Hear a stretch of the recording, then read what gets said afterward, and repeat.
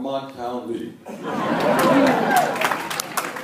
Just some business here. We have some folks who are standing.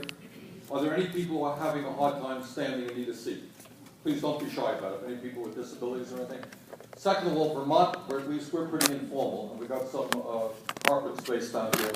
So people don't mind sitting down, coming up front, whatever you want, that's fine. You want to stand, that's great. But if people want to sprawl out here, that's okay as well. I am really, really delighted to be here. I've been having a great time. And the reason that I'm here is that I am very tired about hearing that our country is made up of so-called blue states, like the state of Vermont, where Obama, I think, got 67% of the vote, and so-called red states, like those down here in the South, because I don't believe that. I honestly believe that in all 50 states in this country, the vast majority of people in each and every state are working people struggling to keep their heads above water economically. Many of them are falling behind. Folks who would like to be able to send their kids to college are unable to do that. People who are dealing with very, very high unemployment. People who are working longer hours for lower wages. And the question that we have to ask ourselves, and I hope you will be raising, we'll be discussing this, is how does it happen that millions of American people continue to vote against their own best interests? How does that happen? And that's where we have to put our brains together and see if we can figure out a strategy to turn that around. I remember I do a lot of national radio shows and stuff, and I'll never forget. I was on a radio show and some guy called me, he was from the South, and he's ranting and raving. I said, do you have any health insurance? No, I don't have any health insurance. Your kid has any health insurance? No, my kid doesn't have any health insurance. How much money? I don't make much money, but I'll be damned if the federal thing went on and on.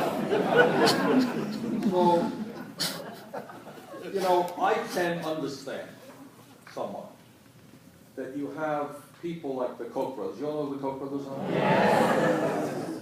And these guys, brothers, who are worth some $71 billion. That's a B, not an M.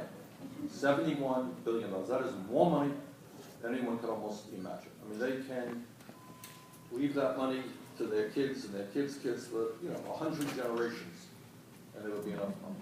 And yet, for some strange reason, they have an obsession. I guess they're very religious people, and their religion is greed. Every day. And it's hard for me to, it really is, and I mean this very honestly. Can you imagine somebody who's worth billions of dollars, who is spending hundreds of millions of dollars to make sure the kids in the United States do not have health insurance? I mean, it's hard to imagine. All right, they are who they are. They have their thing, that's fine. But I do find it, as I said a moment ago, I do find it even harder to understand. Working families who are struggling to keep their heads above water keep voting for people who are working day and night against their interests. Okay. Now, what I want to do this evening, and that's kind of the theme of why I'm here, because I believe absolutely, point to Jamie, which is wrong. The Democratic, I am an independent. I'm the longest serving independent in the history of the United States. I caucus with the Democrats. I have some great friends and some great members of the Democratic Party who are working night and day. Sometimes you don't even know their names. There's some really good people out there. But I just do not accept the fact that the Democratic Party has written off a significant part of the United States.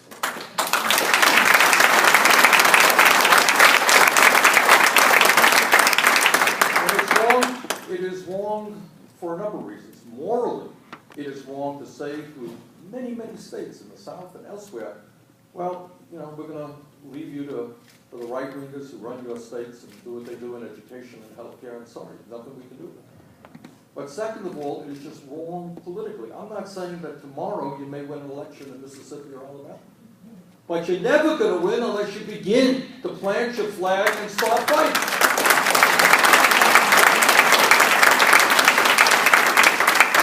There are many parts of this country where the only information in politics people get are from right-wing politicians and from Rush Limbaugh and from Rush Limbaugh wannabes and from Fox Television. And I have the feeling that if we can be straight and talk to folks, I think we can turn a whole lot of people around. Just give you one example, one small example. poll came out last year, 2 years ago maybe. Over 70% of people who identified with the Tea Party said, no, we should not cut Social Security and Medicare. That's the Tea Party. I think no one has told them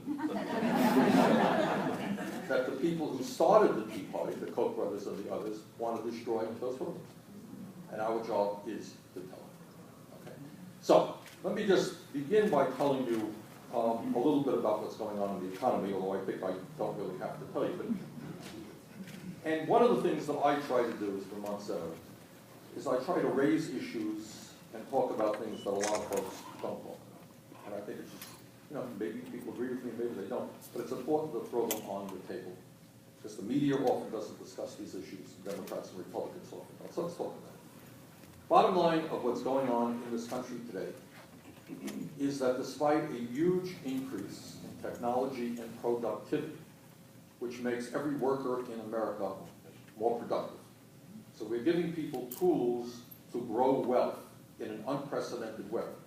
Now, if you stop and you think, well, I'm giving you a tool to make your job more productive, you should be perhaps working fewer hours or earning more income, right? Right. Because you're now more productive. But in fact, the very opposite is true. What's happening is that people are working longer hours and they are earning, in many cases, less income. So what's happening in America today is that the middle class of our great country, which was once the envy of the entire world, and that whole American dream, which my family was about, my father came to this country at the age of 17 from Poland. He didn't have a nickel in his pocket, couldn't speak English, and he never made much money. He was kind of lower class. But what he was able to do, and was enormously proud, he sent his 2 sons to college. That's pretty good from a guy coming from a country, in Europe. And that's the story of tens of millions of Americans. And if we don't get our act together, for the first time in the modern history of this country, our kids and our grandchildren are going to have a lower standard of living than we do, and we must not allow that to happen. So what we're looking at is a shrinking middle class. We're looking at poverty today at 46.5 million people. That is more people living in poverty than any time in American history. We are looking at 22% of our children living in poverty. That is the highest rate of childhood poverty in the industrialized world. We're looking at unemployment. Let me tell you something about unemployment, because not everybody understands this. When you see in the papers, they say official unemployment nationally is 7.4%. That's not really what unemployment is. The way they compute unemployment officially is they ignore those people who have given up looking for work. So if you're in a high unemployment area and somebody calls you up on the phone and say, are you actively looking for work? It's, no, I'm not. There's no work around you. You're not considered unemployed. And maybe more importantly, at a time when most of the new jobs that are being created are part-time jobs, if you're working 20 or 25 hours and you want to work 40 hours a week, you're working 20 hours, you are considered to be employed. If you throw those factors in, real unemployment in this country is close to 14%. 14%. Obviously, in high unemployment areas, the number is higher than that. And what really scares me, if that's not bad enough, youth unemployment in this country. It's an issue we don't talk about very much. Youth unemployment is close to 20%. African American youth unemployment is over 40%. So we're saying to kids, stay away from drugs, get an education, and they're leaving school. There's virtually nothing out there for them. And that is a very, very frightening situation. So what we're seeing, and we can go into the wheres and the why-fors as to how it happened, but we are seeing a shrinking middle class. A study came out recently from the Census Bureau a couple of weeks ago. That's what it said. It said that median family income, that is that American family right in the middle of American society, half on top, half below. That family has a lower income today than 24 years ago. So can you imagine all the people working so hard, 50, 60 hours a week, and at the end of the day, their income in real dollars is less than it was 24 years ago. Salaries, income for men, down in recent years, way down. Income for women in recent years, way down. What's going on? Now, what is interesting about this whole situation, it is not that everybody is hurting. There's another phenomenon that we don't talk about terribly much. And that is that in terms of wealth and income inequality, our levels are at obscene numbers, obscene, and worse and more unfair than any other major country on earth. Now, if there's one statistic, I know I tend to throw out a whole lot of statistics. People remember them for about 12 seconds. But try to remember this one into tomorrow. You all know what we mean by distribution of wealth. What distribution of wealth is people in this room have worked for 20, 30, 40 years, depending on how old you are. And what wealth is about is at the end of that day, how much do you own today? What do you have after your debts and so forth, in terms of your home, your car, all of your assets, your money in the bank, etc. What do you have? Today in America, the top 1% owns 38% of the financial wealth of America. Okay? What does the bottom 60% own? Who wants to guess? What's the guess? Top 1% owns 38%. What does the bottom 60% own? Yeah. Yes, somebody saw my website. 2.3%. Can you believe that? Now, we don't talk about it much. Whenever anyone throws out that number, I suspect they went to my website, which I urge you to go to. It's a good website. We don't talk about it. But you stop for a moment and you say, is this really what America is supposed to be about? That in the year 2013, so few have so much and so many have so little.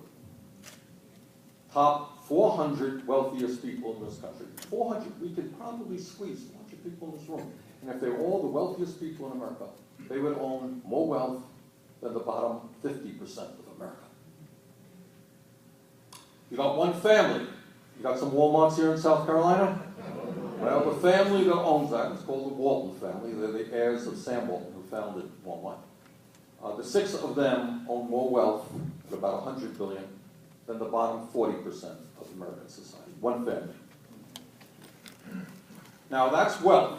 That's what people have accumulated over their lifetime. Let's talk about income, is what you made last year. In terms of income, a study came out recently that in the last 3 or 4 years, 95% of all new income, I think it was 2009 through 2012, 95% of all new income, went to the top 1%. Now stop and think about it. So what that tells us is all over this country, working people are getting no raises, or very little raises. And all of the money, the new money being generated, is going to the top 1%. So that gap between the very, very rich and everybody else is growing wide. And the last, now we can talk about why that is so. There are a lot of reasons why. Let me tell you one reason. In the last 10 years or so, we have lost in this country, and I'm sure in South Carolina, because I know it's true in Vermont, as a nation, we have lost over 50,000 factories. Some of them have gone to China and other countries where wages are lower. Corporate America takes advantage of these disastrous trade agreements. Some of them have gone under because of robotics, where you can run factories now with 10 or 20% of the workers that used to be able to run the factory with. But we have lost millions of good-paying jobs. Okay. So that's kind of the overview. The overview is that kids today who want to go to college, I don't know about your state, but in my state they're coming out $25,000, $50,000 in debt. Got a lot of bright kids who are saying, you know what, I'm not going to go to college. I don't know if I can get a job when I leave, and I surely don't want to be $50,000 in debt. We're looking at a child care situation. If you're a working parent there, and you have a kid or two, and you've got to get to work, you're desperate in Vermont, I suspect all over this country, trying good quality, affordable child care. That's the overview of what's going on in America economically. Now let me switch a little bit and talk about what's going on politically. The most important and interesting point is the evolution or the de-evolution of the Republican Party. In my state, interestingly enough, Most people outside of Vermont don't know this, but our state used to be a Republican state. But it was a moderate Republican state. We sent to the Congress Republicans who believed in education, they believed in the environment, they believed in women's rights. They were kind of moderate Republicans. Those are the Republicans we elected governor. People like Dwight D. Eisenhower. Remember Dwight D. Eisenhower? No. Okay. When Dwight D. Eisenhower, it was interesting, ran for president in 1956. He ran for re-election. He boasted about raising the minimum wage and about how more people were receiving Social Security as a result of his efforts. That's what he boasted. Now, fast forward to where we are today. And here's the point that I want to make. All of you have followed, I'm sure, this fiasco and horror show that we've had over the last couple of weeks. Jay, if you give me some water, that'd be great. And Jay touched on that a moment ago. And clearly what the Republicans were saying, as you all know, that they were prepared and did shut down the government and threaten not for the first time in the history of America to pay our bills and precipitate a national and international financial collapse if Obamacare, the Affordable Care Act, was not defunded. Well, they lost that battle, I'm happy to tell you. But what you all should know is that in terms of their ideology is just the tip of the iceberg. And many people don't know this. Now, what I want to just mention to you is just as one example of where these guys are coming from. The Texas Republican Party is perhaps the most powerful Republican Party in the country. And it's not only because they're a large state, conservative state, it's because ideas that emanate from that state end up filtering all over the Republican Party. Here's what was in their platform in 2012. This is exactly word for word. Quote, "We support an immediate and orderly transition to a system of private pensions based on the concept of individual retirement accounts and gradually phasing out the Social Security tax." What does that mean? The end of Social Security. That is what they want.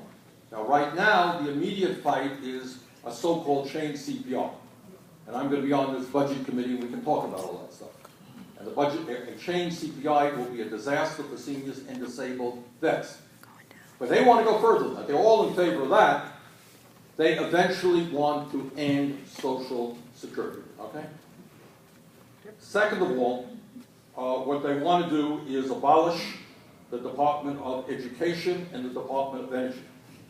Now, I don't know what your leaders are telling you in South Carolina, but I am on the Environmental Committee. And I will tell you that based on all of the scientists that we have talked to, global warming is real. Global warming is caused by human activity. Global warming today is causing major problems in America and around the world. And if we don't get a handle in breaking our dependence on fossil fuel, it will only get worse. They want to abolish the Department of Energy.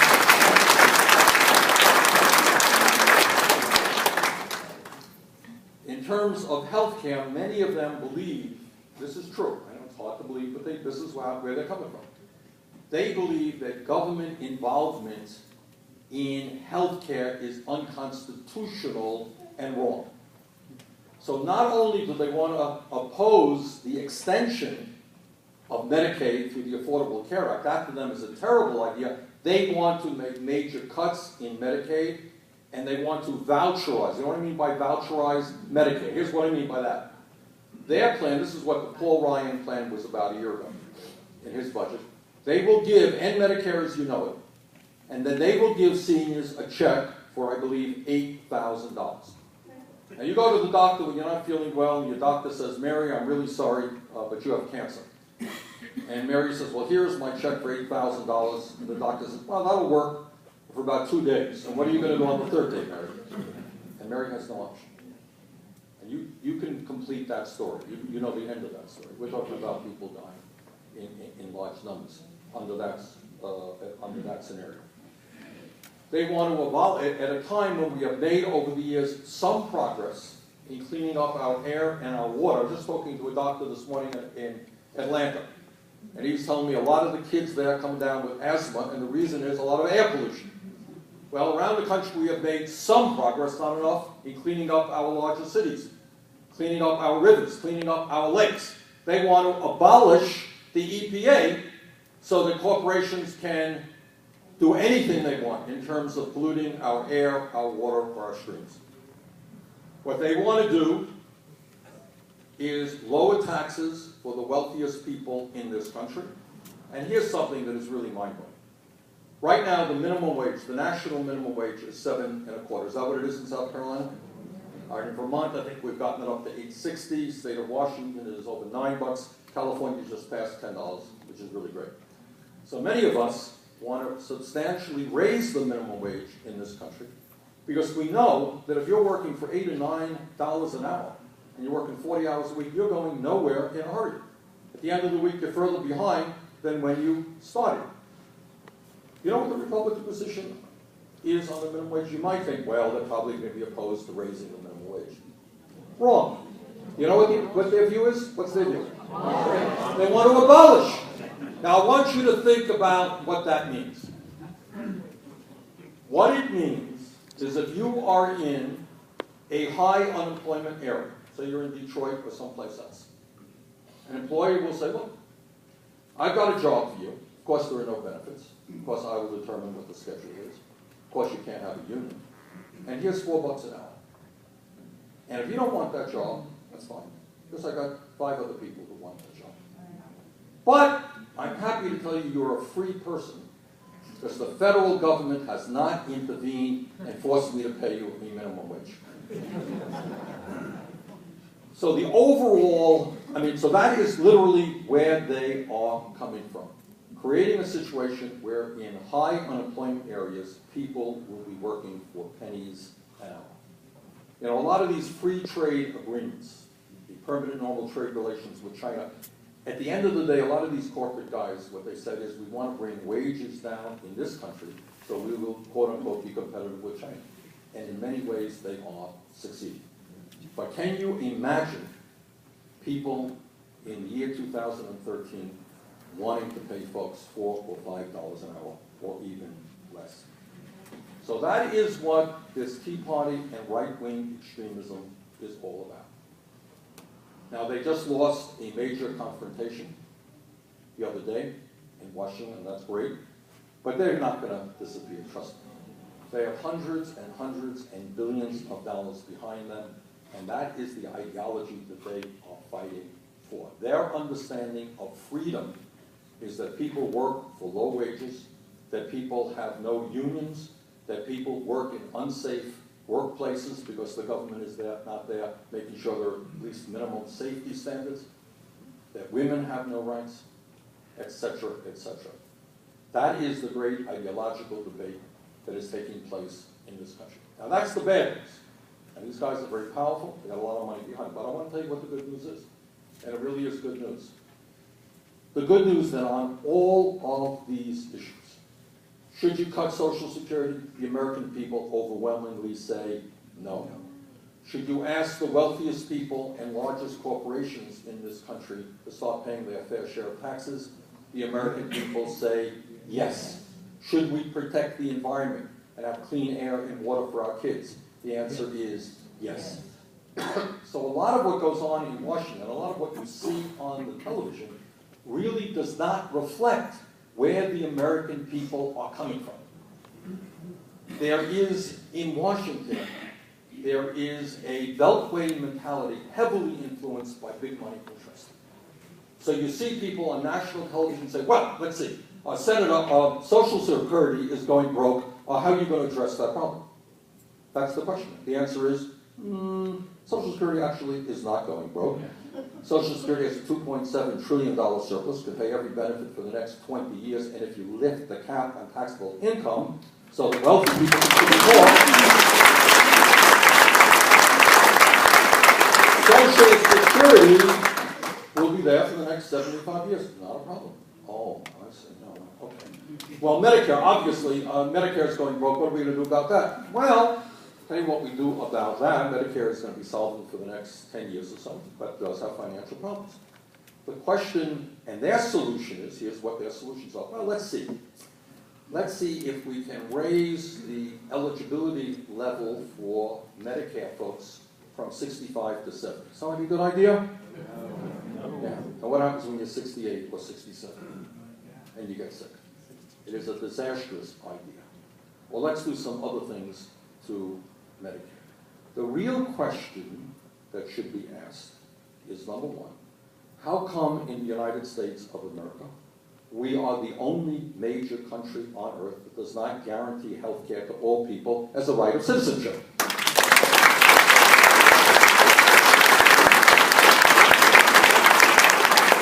So if we had a Medicare for all single-payer program, you wouldn't have to worry about Medicare. Everybody's in the same program. And I hope very much that our state will lead the country in that direction, by the way. The state of Vermont is moving on that. Okay. But then the second question you ask is, you say, okay, healthcare, Medicare, expenses are going up, but they have leveled off, by the way, in recent years, just as a point of information. But the truth is, in America, we have 48 million people with no health insurance. We have many other people, including, I suspect, people in this room who have high deductibles. Does that sound right? High copayments, yes. Okay. And yet, despite all of that, you know what? We end up spending almost twice as much per person on health care as the people of any other country on earth. So maybe that's the question you might have put on the table. Let's see. They provide health care to all people. They have better health care outcomes than we do. In many countries, their people live longer than we do, spending half as much money as we do. Gee, let's put that on the table and let's discuss why that is so. Might that not be a more apt discussion than talking about cutting Medicare and raising the eligibility?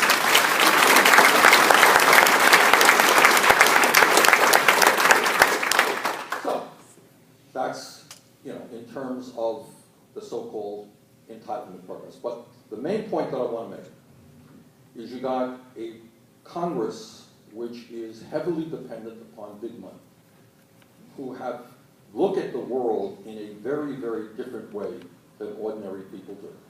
And what I love about coming down here, and I love going around my state, I've done hundreds and hundreds of town meetings in my own state.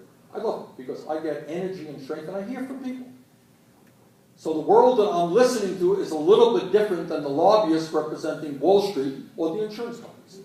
And if you just open your ears a little bit and you listen to ordinary people, you come up with a very different set of conclusions than some of my colleagues in Washington. Okay? Now, politically, I've mentioned that the Republican Party has moved very, very far to the right. They're heavily influenced by billionaire families like the Koch brothers and others. What about the Democratic Party? What about the Democratic Party? Are they doing the job they should be doing and represent working people? No, we're winners. We need to fight back harder.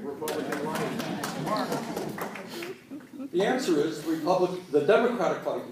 To do this, when you go home, read, you all remember Harry Truman became president when Roosevelt died in 1945.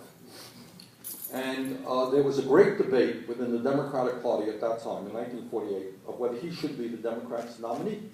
And people were saying, this Truman is a really conservative guy. He comes from Missouri. He's not we need somebody more progressive to stand up for working people. Ended up, Truman got the nomination and he won re-election. Read his speeches in 1940. This was a conservative Democrat. In talking about the big money interest and the powers that be in 1948, I don't think there is any Democrat today who would say the things that a conservative Democrat said in 1948. So the Democratic Party, and I'll be very blunt with you, some of my best friends are Democrats. I've worked for, and there are many very good Democrats. I don't mean to, by any means, disparage. They're great people that work night and day, some of whom you don't even know. I mean, just good people. It's also heavily influenced by money, and we should be naive not to think that's the case, or not to think that the president is not influenced by money.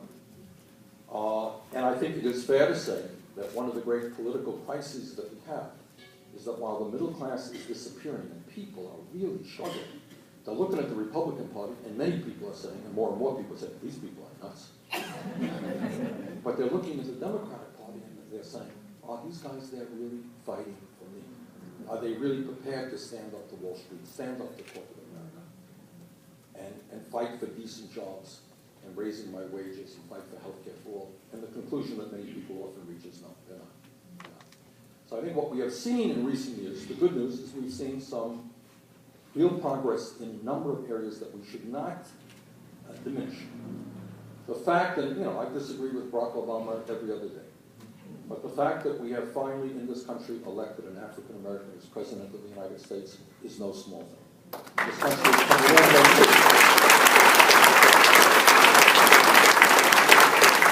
Right now, we have 20 women who are United States senators, and I have no doubt in the next 10 or 20 years. A handful of years ago, there was 1 or 2 women. And I have no doubt, it's one of the interesting things, and what I love about it, is you have states in the country, in New Hampshire and Washington, where the 2 senators are women. And you know what? It's no big deal anymore. No one cares. And that's a great thing. Because we want to vote for people, not because they're women, not because they're men, because we believe in them. So you're seeing changes in that. I know this is a sensitive issue in South Carolina, but some of us think that gay rights are making real progress.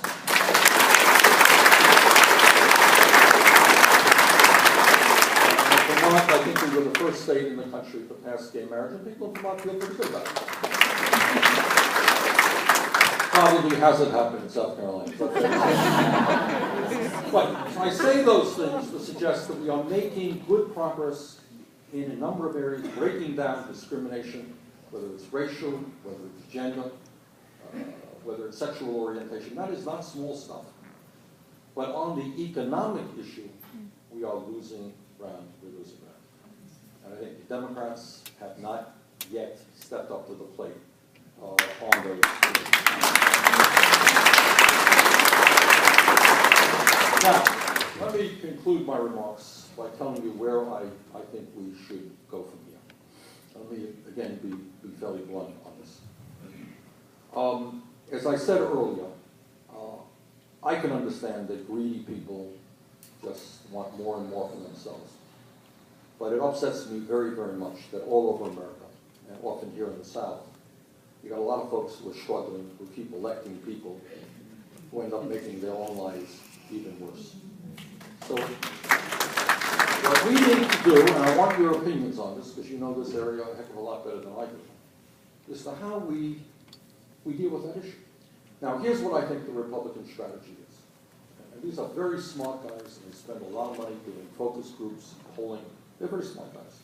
Now, here's their problem. You go up to some white working class guy, and you say, listen, we support policies that will send your job to China.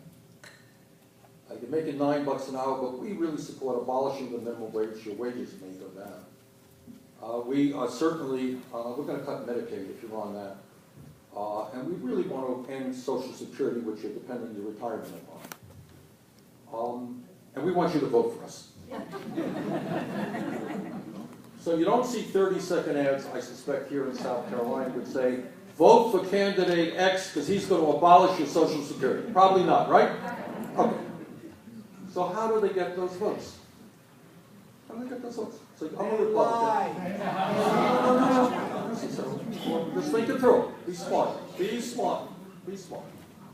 So if I have nothing to say, if I'm not going to do anything to make it easy for your kid to go to college, if I'm going to deny you an expansion of Medicaid, if I'm going to cut Medicare, and I'm sending the job to China, well, how do I get your vote? That's really pretty difficult. So what they do,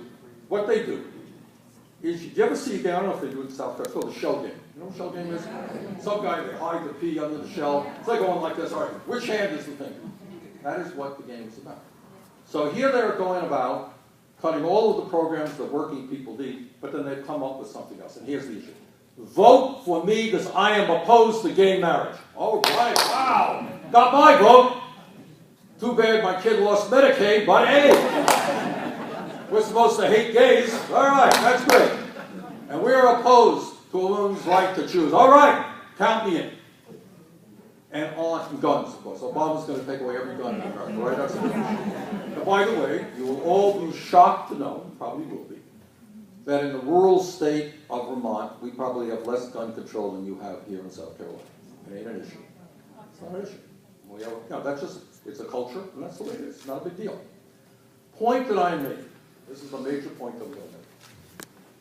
I have a 100% what they call human rights voting record, pro-gay marriage, pro-all that stuff. I have 100%. I have a 100% pro-woman's right. But some years ago, Gloria Steinem came to Vermont and made me an honorary woman. I denied rejected all of the implications of that. But I was pleased. I feel very strongly about this. But here's the point that I want. We have got to understand that people have differences of opinion. Sometimes they're deeply felt. Okay? My wife and I love my wife very much, we argue every day about everything. And I suspect some of you may have that same experience with your loved ones. Okay? So we have differences of opinion, but what our job is to reach out to those people and say to them, do you think they should cut Social Security? No way. Send the job to China? No, that's an outrage. Think they should abolish the minimum wage? Are you kidding? Think they should take away Medicaid from your kid? Don't be ridiculous. We have an agenda on which we can bring people together. And let's go out and talk about that agenda. And let's take on those people who are opposing that agenda. I have a hard time, really. I'm a politician. That's what I do. And I am befuddled. I am really amazed, if you like, about the courage of governors who are not expanding Medicaid when the federal government is paying 100% of this. I would be terrified that hundreds of thousands of people in these states would be rising up and saying, Mom, that's right, would be saying, how dare you deny my family and my kids? We are working, we're low-income people. The federal government has said that Medicaid is available, and you are telling me that I can't go to a doctor when I am sick? Shame on you.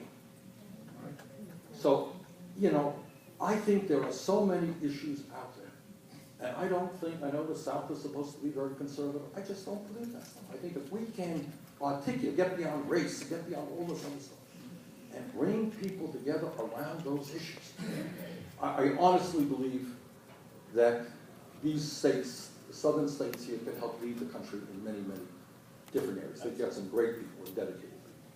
So that's kind of my message.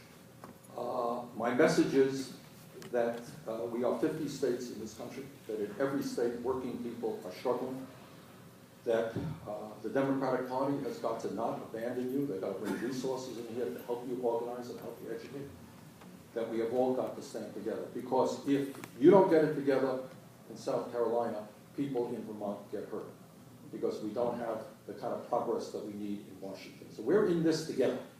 We're tied at the hips here. So let's work together to create an America not only that you and I dream of, but in fact an America which most people support. The right-wing extremists think that the billionaires should have it all. They think everybody is in it for themselves. They're not worried that kids in America are hungry, or that people are sleeping out on the street, or that real unemployment is 14%. They don't worry about that. But you know what? Most Americans do worry about that. So we have got a lot to tie us together. Right, whether it's Vermont, South Carolina, and every other state. So let's work together. Let's develop that progressive agenda, and let's put our right-wing friends on the defensive. Thank you all very much.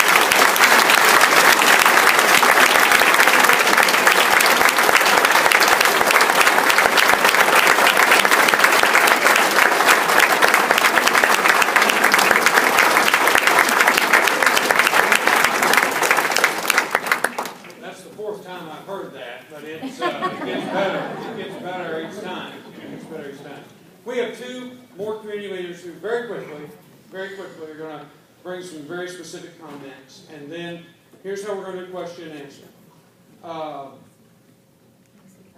We have a microphone. It will go to the center aisle. And when we get to that point, don't go yet. Don't go yet. My gosh, you would have thought every person from Georgia today moved to that center aisle when we got time for question and answer. They've never seen a U.S. Senator before, or at least a good one. So,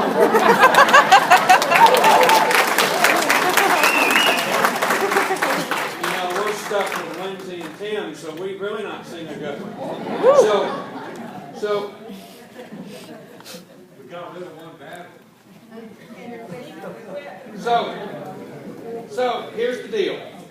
When Ann, not yet, Ann's going to stand out here with the microphone, and you can come here. Please tell the senator who you are, and ask your question, and he'll answer it. Please be respectful. He wants to hear from all of you, so be brief to the point, and he will be brief and to the point, so we can hear as many questions. Believe me, this has worked well every place else. So, first, I want to ask Terry Jowers to come up, and she is the director of Healthy Columbia, and she's got a few comments. Terry.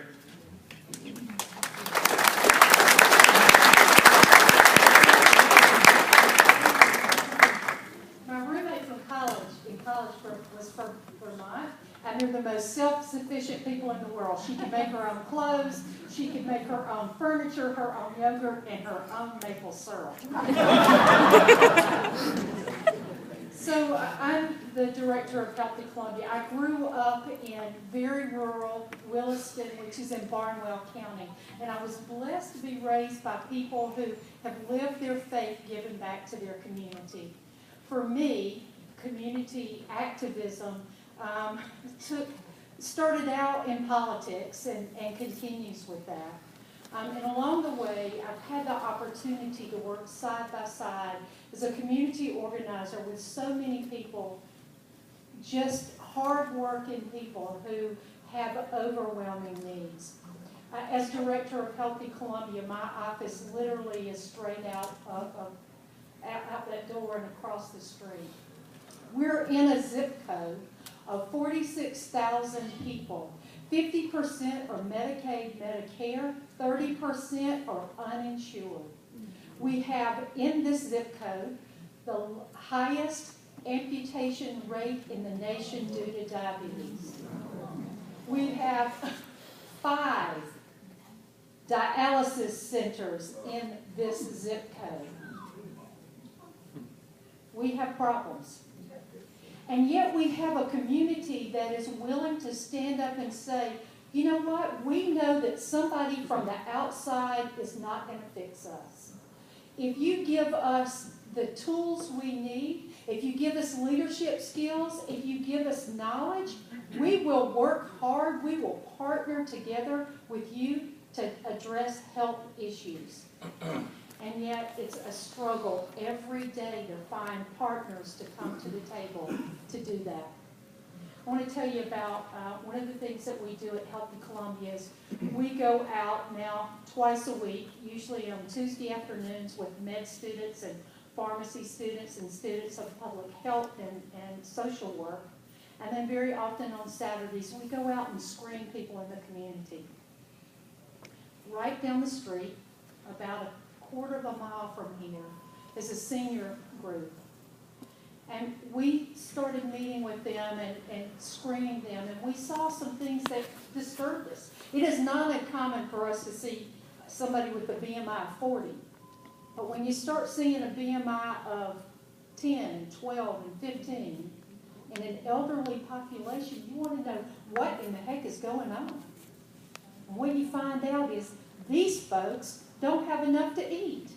Now we're thinking they're covered because we have, they get Medicaid, they get food stamps, and they get Golden Harvest Food Bank brings them a box. When we drill down into it, you know how much SNAP they get every month? $10. $10, and they got to pay somebody to take them to the store. On March the 30th at 4 o'clock in the afternoon, we were in Gonzales Gardens doing the screening. One of the questions we ask is, have you eaten in the last 8 hours? Almost nobody had eaten in the last 8 hours at 4 o'clock at the end of the month. And one lady came in crying because she hadn't eaten in 2 days. Senator, it is hard for me to understand what we do in South Carolina very often. I often say we're a schizophrenic state. And I talk about, let's see, what was that, 1978 when we elected Floyd Spence, Strom Thurmond, and Dick Riley on one ballot. But I am hopeful at this point because we have some new leadership at the State Democratic Party. And we're raising money, we're getting organized, and we have real folks on the ground, and we're ready to go. So just give us some guidance.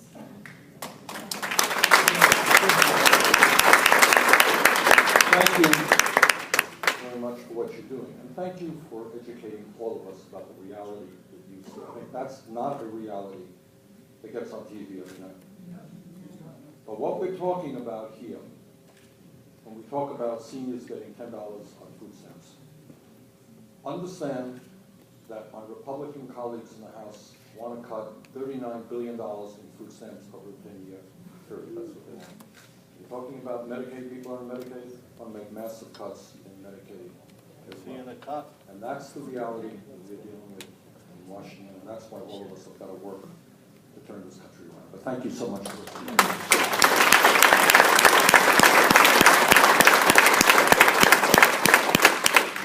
Final community leader, you community know. Sue Berkowitz. She is the director of the South Carolina Advocacy Legal Center.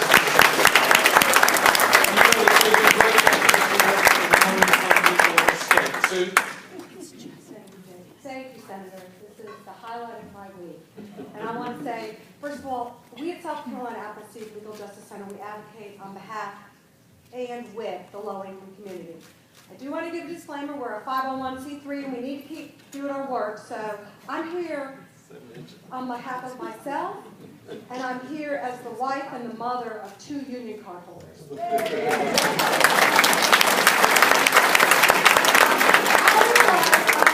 know, probably an anomaly to have 50% of your household holding a union card, and then the other person constantly out there just talking and reminding folks that there are real hard times for people in South Carolina. And Senator Sanders, I love your statistics. I do policy work, and I'm a wonk, and I like to think I'm a wonk. I'm probably not smart enough to be one. But I like to talk about data, but your data for America is a whole lot better than what's going on here in South Carolina. Because while 22% of kids in America live in poverty, 26% in South Carolina live in poverty. 25% of our kids are going hungry at any given time during the year, and 20% of our adults. We have over 750,000 uninsured people in our state. And while a lot of people don't like to say this, I personally love Obamacare. It took me a while to call it. I was willing to say, okay, I'll start calling it Obamacare too. And we have not, shall I say, embraced it here in South Carolina. And we do have a federal marketplace, and while there's a few glitches, I would say the glass is half full. Thank goodness the people in need who don't have health care in our state are making those calls and crashing that site, because it's going to get better. We're going to get people health care. But we're leaving too many people behind. Terry mentioned the Medicaid expansion. That our legislature refused to consider expanding Medicaid, not because of the jobs it will bring, not because of the economic impact, but they just don't think it's right for South Carolina. And what I say is, if having health insurance doesn't matter, every member of our legislature, our governor, and her HHS director, her Medicaid director, they need to turn in their insurance card.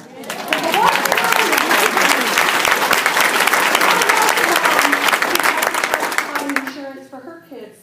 When we lost all of our funding, and I had a self-employed husband, and we had no insurance, I know what it's like to have a son who was found uninsurable because he had the audacity to be born with a pre-existing condition of a congenital heart defect that wasn't life-threatening, but might cost an insurance company a little bit of money. Well, I have to say, I'm so proud of that son, because he's on the best socialized medicine we have out there. He's on TRICARE right now because he proves that we need to be giving insurance to everyone. And I'm proud of my son because he said, Mom, I want to do public service. Now, was that how I would have chosen for him to do it? No, but he wanted to do public service, and now he's giving health care to others in need. So we have to fight here in South Carolina. When Senator Sanders talks about the $40 million that the House was cutting, we sent out an e-alert. And I bet a lot of you got it. It said, call your member of Congress. We heard back from 3 people that called. So if we don't tell them what we want, and we don't tell them how to vote, we shouldn't be complaining. So not only do we need to make change here in South Carolina, but we have to demand what we want. And if we're silent, it's not going to happen. We all have to speak up. And we have to bring everybody who is facing the problems that we all care about with us. Because we can make this a better state. And we don't have to be at the bottom of all the statistics that are good and the top of all the statistics that are bad. Thank you.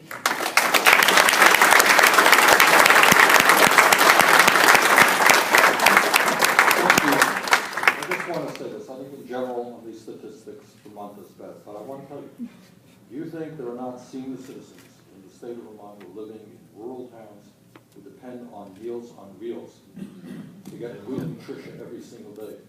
And if you think, I'll tell you a story, we have senior citizens on what we call congregate meal programs. We have meals are served in senior centers. And what the senior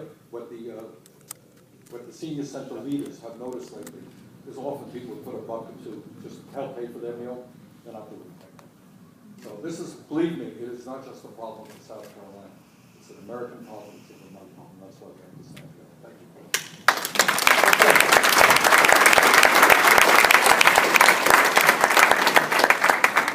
All right, there's a mic over there, and if people just ask a question, make a comment, give us your name, and try to be brief, because I suspect there'll be a number of people who want to ask questions. Hi, my name is Susan Corbett. I'm the chair of the South Carolina Sierra Club. Thank you. And I should come up here and ask you about, what you're going to do about the environment and energy, and whether or not you're going to send the waste from the Vermont Yankees down here to South Carolina. But I want to ask you about something more insidious. What are we going to do about gerrymandering? Because what I understood is those radical 80 people came out of severely gerrymandered districts, and they really only represent 17% of the American population. And here in South Carolina, we have severely gerrymandered districts that definitely impact the outcome of elections. So how can we change anything if we don't change the gerrymandering? Well, you're touching on a couple of issues. And thanks for asking that good question. What we have seen among right-wing extremists is they are prepared to try to win elections in any way possible. So 2 major factors have occurred in recent years.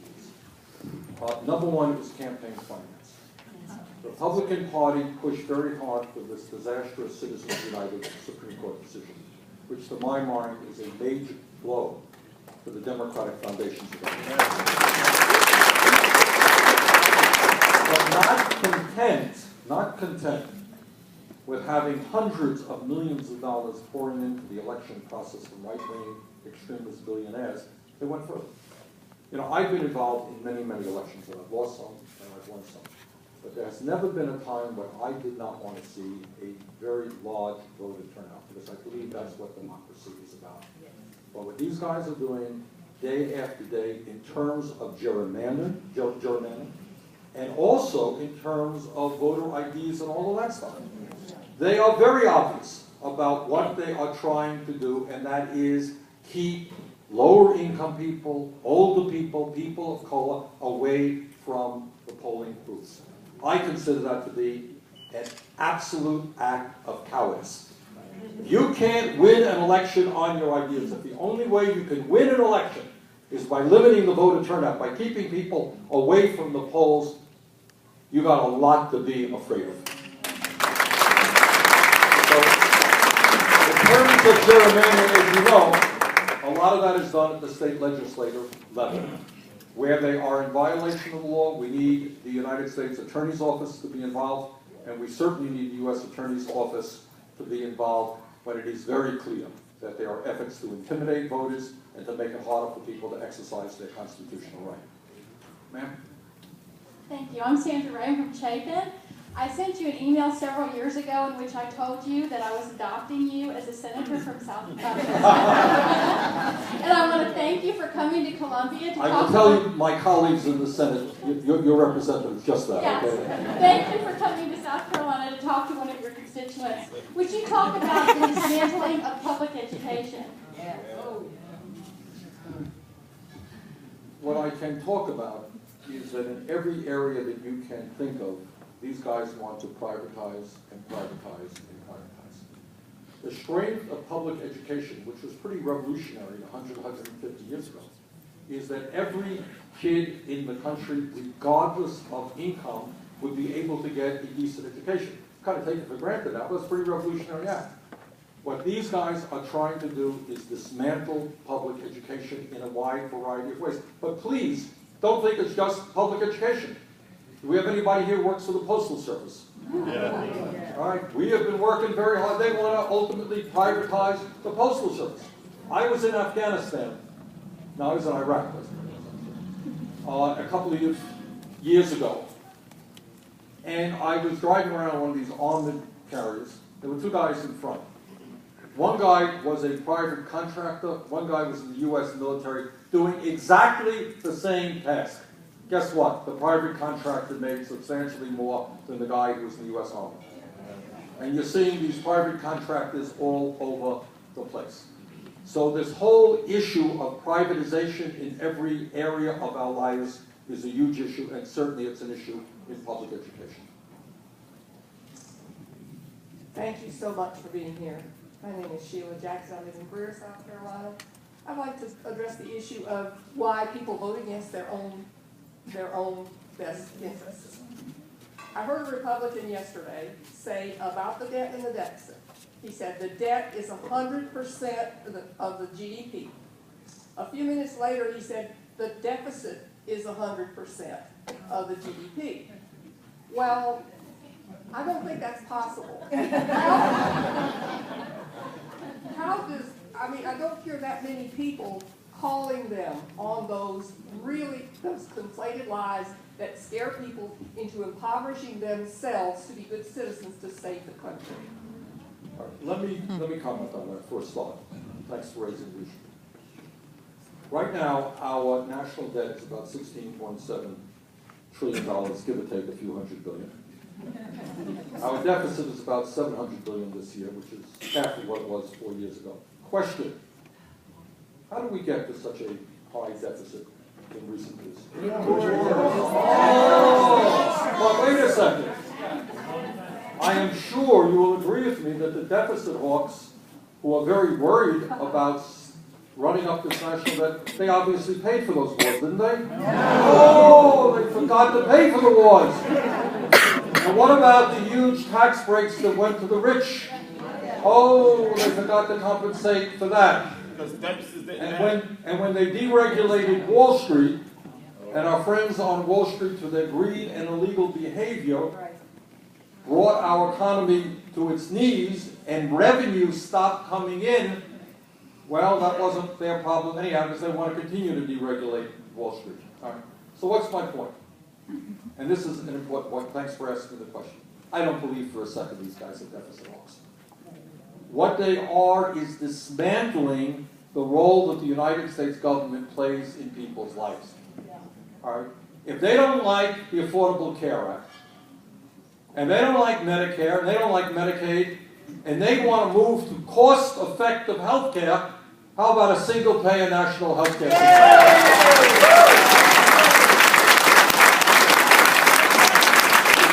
Because that will save money. So if you're really a deficit hawk, how about a single-payer system? And let's not waste all of that money. They are using the deficit as simply as an excuse to cut and to create a very different type of America.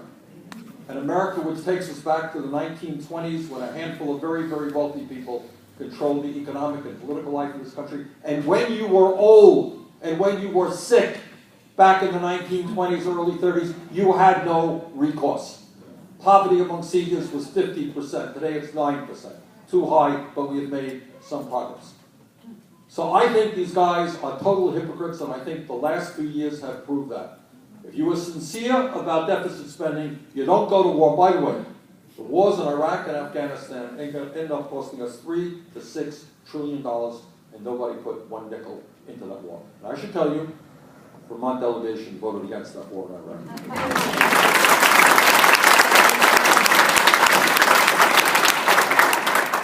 Hi, Senator. I'm Bob Moore from Columbia, and I love you very much, and I love your message.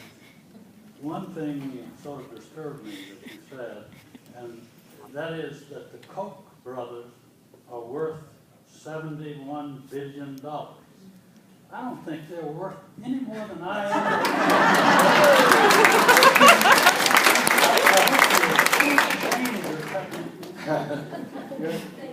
They have $71 billion. They own that much and should not own that much.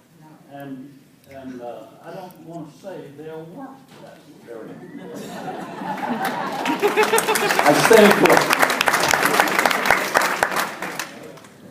Hi, Senator Sanders, thanks for coming. I worked with some very bright engineers in Charleston, and so you rebutted the argument about the debt. That's what I faced when I argued with them.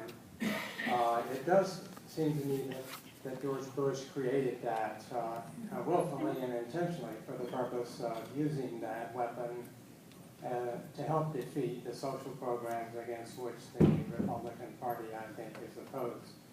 I also wonder if, in your opinion, there is some other motive. Are there those who benefit from the undoing of these social programs? Absolutely. Well, sure. I mean, for example, if you eliminated Social Security right now,